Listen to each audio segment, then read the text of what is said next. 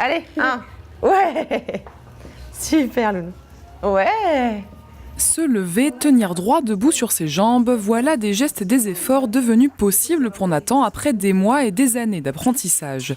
Né en novembre 2007, Nathan est un bébé alors comme tous les autres. Il pleure, joue et passe du temps dans les bras de ses parents. Les choses se compliquent en octobre 2008. Nathan devient alors sujet à des vomissements et des tremblements anormaux. Il a commencé à être dans les vapes. Il a changé de comportement, il bougeait plus trop, il fixait des choses, on ne sait pas quoi, mais il fixait des choses. Il a commencé à vomir, donc on avait pensé à une gastro, enfin voilà, c'est toujours les périodes où on se dit c'est pas grave quoi. C'est surtout quand il a commencé à se mettre à trembler, que là on a trouvé ça bizarre. S'ensuit alors un long combat pour Nathan et sa famille, combat contre des médecins qui ne mesurent pas l'ampleur de la maladie, mais aussi pour trouver un traitement efficace. La situation de Nathan ne s'améliore réellement qu'en 2010 avec la mise en place d'un nouveau programme anti-épileptique.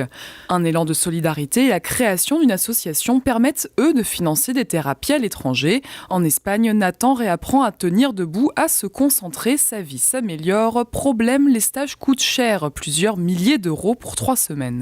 En 2016, on a réussi à faire 2 stages en Espagne, 2 semaines et 3 semaines, sachant que 3 semaines de stage, c'est 5 000 euros. Donc, on a fait également un stage d'1 semaine au centre Brain Move à Saint-Malo, qu'on a testé. On a financé des orthèses, on a financé une poussette. Enfin voilà, il n'y a pas que la thérapie en soi, il y a aussi tous les à côté, tout ce qui est médical pour l'aider au maximum. La soirée inattendue organisée le samedi 21 janvier à Cernay-la-Ville permettra de financer une partie des stages prévus cette année. Elle permettra également de continuer le combat de Nathan.